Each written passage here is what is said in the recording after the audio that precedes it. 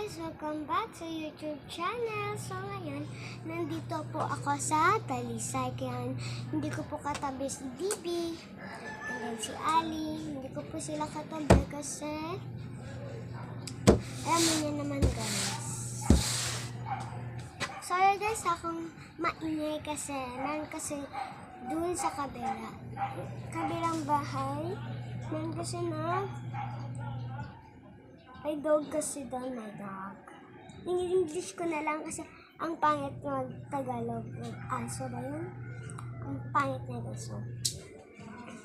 Ngayon, ano ba yan? Ito, tapos ko na ito kasi hindi na namin ito maggamit.